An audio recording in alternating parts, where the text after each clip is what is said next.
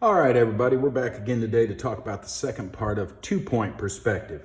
Two-point perspective is our corner view, as we talked about in the last video, where we had our exterior surfaces and our interior with an exterior in it. And we started to talk a little bit about how to get these objects in here. So we're going to do a little bit more of that today, and I'm going to talk about how to start changing these rectangular prisms and cubes into actual objects. So I've already started with a drawing here where I've put in the walls and I've put in a door and a window opening. I've got my vanishing point 1 and 2 extended out past the paper. In the last video, we talked about how vanishing points for two-point perspective can cause distortion the closer you get to them. And I promised I was going to show you a way to make that go away. So you end up with a lot less distortion if we extend out past the picture plane. So I've added two little wings on here, and I've extended my horizon line out and put my vanishing points further out than the picture itself. I've had to start using a yardstick here instead of my ruler for some of this stuff too, because I have to have a longer reach. So I'll be working back and forth with the two. But what I want to cover today with you is how to start making objects within this space. So the first thing that I always do anytime I want to put an object in for two-point perspective is I figure out, and I teach everyone, that what we do first is we figure out the physical floor space this object is going to take up. So if I'm wanting to put an object against this wall here, I'm going to come from vanishing point 2 or 1 to get how long this object's going to be, and then I'm going to use vanishing point 2 to show how far away from the wall it comes out. So this is the physical floor space that that object's going to take up. Now that I have all this, I also know where this front corner, let's refer back to this here again. This front corner, it'd be this one down here, is by looking at the physical floor space. The one that's closest to you physically is also going to be your front corner. So I'm going to draw a short little corner here, and then we start to follow our exterior formula. This is the line that shows us which point we need to go to. So if it's on this side of the line, it goes to vanishing point 1. If it's on this side, it goes to vanishing point 2. So I'm going to take my convergent lines from the top and bottom. It's already there for the bottom because I did the physical floor space. And then I'm going to do the top and bottom to my vanishing point number 2. Now, the next thing I'm going to do, and this guy needs to extend out a little bit further, is I'm going to put my parallel back corners in. And I know exactly where they need to go by looking where this meets up to the wall and where this corner of our physical floor space ends. So now that I have that in, I can get rid of these lines here that show me where it was sitting on the floor. And then just finish it out. So we have our front corner, we have everything receding back with our convergent lines for the front corner to vanishing point 1 and vanishing point 2. And our last part of this process, if you remember, is to cross over to get the back corner. So I cross over my points, and there's my rectangular prism. Now, what I'm going to do is I'm going to start to build off of this, and I'm going to show you today how to start turning these into other objects as well. So the first thing I'm going to do is clean up my rectangular prism. We'd no longer see the back wall corner, so we're going to take that out of there.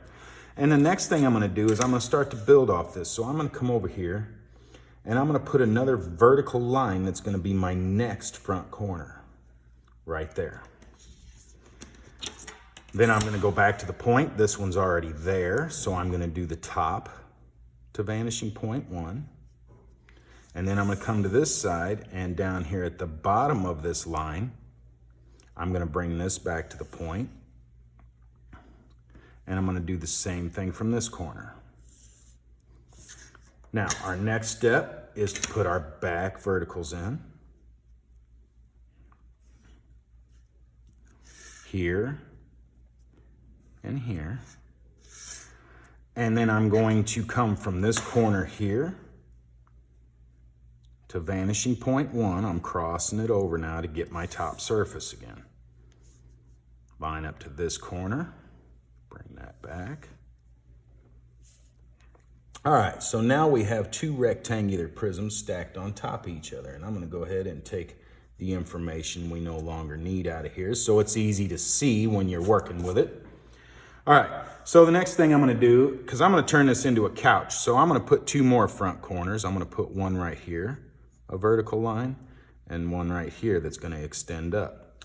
Now I'm going to go back in and start to do the same thing again. The bottom's already there on our front corner, and we know because of that front corner, it goes back to vanishing point number 1.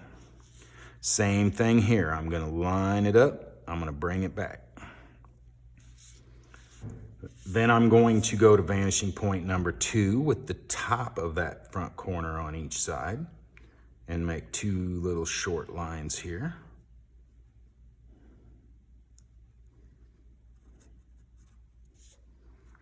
Oh, wrong direction here. My ruler got in the way. All right, so I've got the top and bottom on this side. I need the bottom over here because after we get our front corner, we run both our convergent lines back. Next thing is our vertical lines that show the back 2 corners of that rectangular prism. And then I'm going to do another one over here. And then from this corner and this corner, I'm going back to vanishing point 1 again because we're going to cross it over to get the back corner.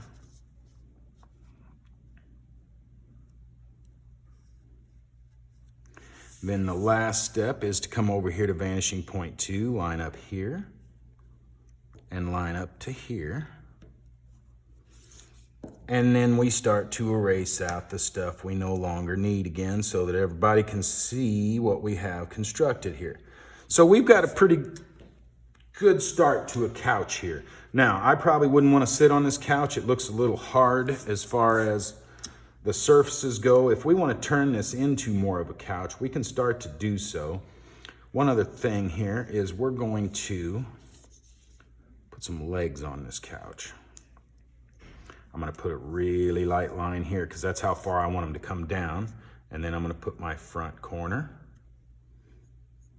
And I'm going to put this side over here. This is going to go to the vanishing point just like the line shows us, but we're going to stop that with a vertical line here and here. And then we're going to bring this back, which is already there, and this one here still needs a line to show us our left facing plane of our legs here. So now I've figured out, because this has to be in line with that leg, I'm going to drop me another couple lines in here to get the left side plane, and now we need the right one. We're going to come from vanishing point 2. We're going to draw this across like that, and then over here we still need to see part of this one too. So we're going to line up this corner in the dot, and I'm going to bring it back. So now we have feet on the couch as well. So what I can start to do with this is I can start to round out some of these features here. And what I mean by that is, if I want to make this look a little more comfy, I'm going to go ahead and I'm going to round it at the end here. But if I do it to one end,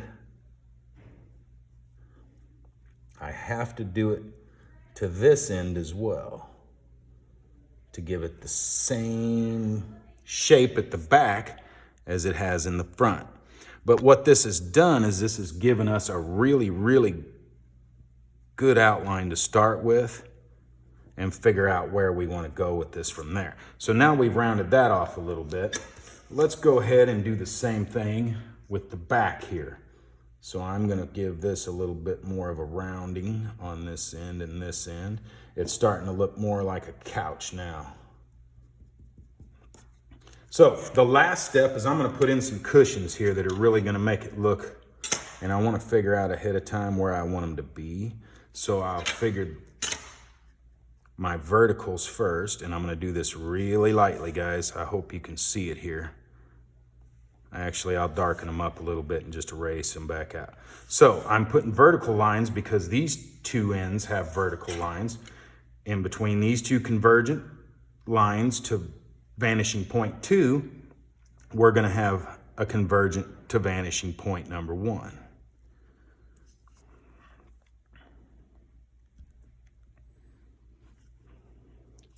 And then when we look on this plane here, it's vertical. So we're going to do the same thing.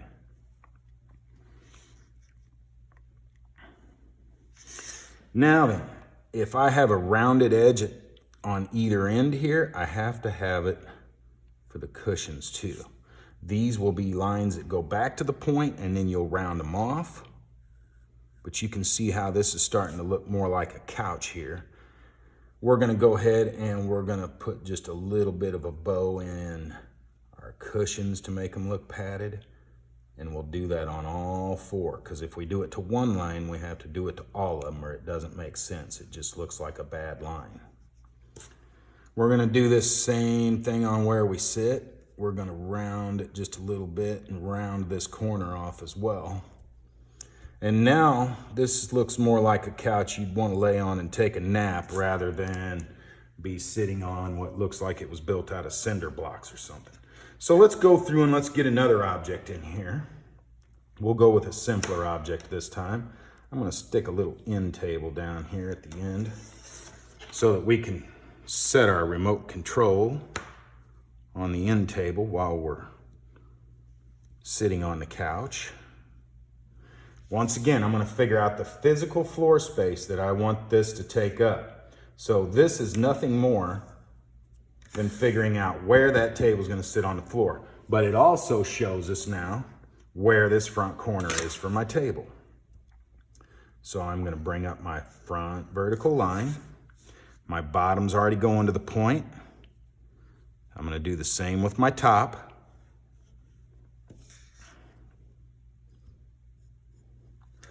And I have the one at the bottom here that goes to vanishing point 2. I'm going to do the same thing.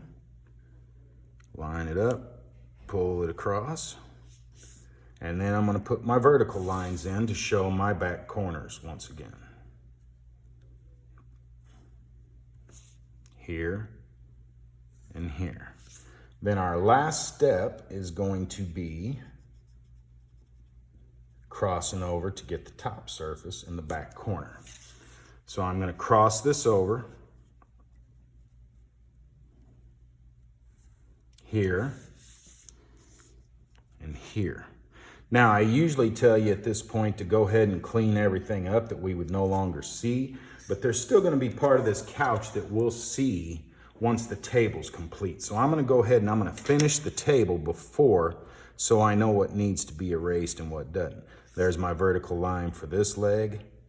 Here's my vertical lines for the front leg. And here's my vertical line for this back leg right here. Now, to get the other plane of that leg, we know that we have to cross over to the other point. From there, and put our vertical in.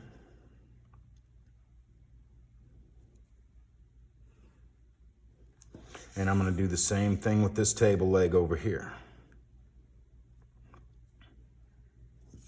Now we see both planes of the leg. The next thing I'm going to do is this right now, it looks like our table's made out of a piece of cardboard or something. It has no thickness to it. So we're going to go ahead and we're going to put a little insert in here using the point to figure out where we want it to go.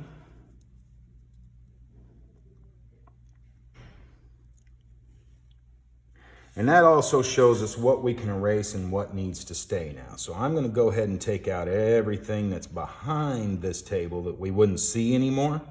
And I'm going to take out these lines down here at the bottom. And there's our end table sitting right next to the couch. All right. One last time, guys. I'm going to, let's get a coffee table in here too, and then we'll be done. I'm going to line up to the edge of the couch here because I want my coffee table to line up to the couch. I'm going to figure out how wide I want my coffee table to be. And then I'm going to figure out how far out it's going to come from the couch. So 2 lines determine length and 2 lines determine width. So there's the physical space that my end table, or my coffee table, is going to sit in. And I'm going to extend him down just a little bit more because I want it to, like I said, be centered on my couch. So once I get the physical floor space figured out, once again, we're going to find our front corner and put a vertical. Then we're going to go back to vanishing point 1 on this side because this front line is what determines which one we go to. So there's the bottom one already. Let's go ahead and get the top one in here. And we got the bottom one on this side. We're going to go ahead and do the same thing where we draw this on out.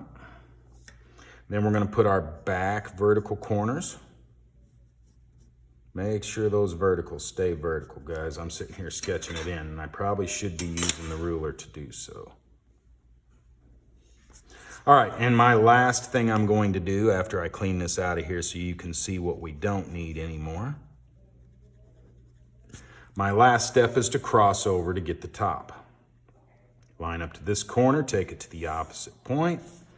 Line up to this corner over here and take it to vanishing point number 1. So now we have another rectangular prism here that we can easily turn into a coffee table. So I'm going to go ahead and put my vertical lines on my front leg. I'm going to put another one back here to give some thickness to the side of that table leg, and the same thing over here. And then I'm going to erase out this line.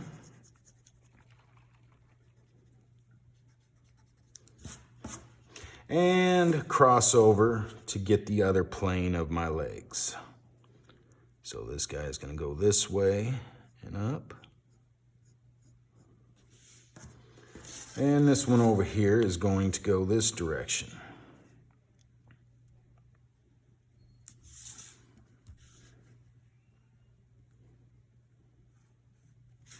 All right, now we got to give our coffee table a little bit of thickness, and we're going to use the same style as we did last time just to make sure that all our furniture matches. I don't know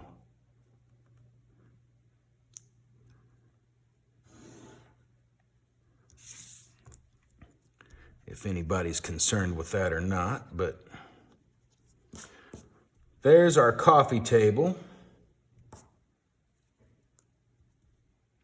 And I'm going to have to run this all the way up to here on both of these. I just realized that that didn't look right, and that's because it has to go into that leg there.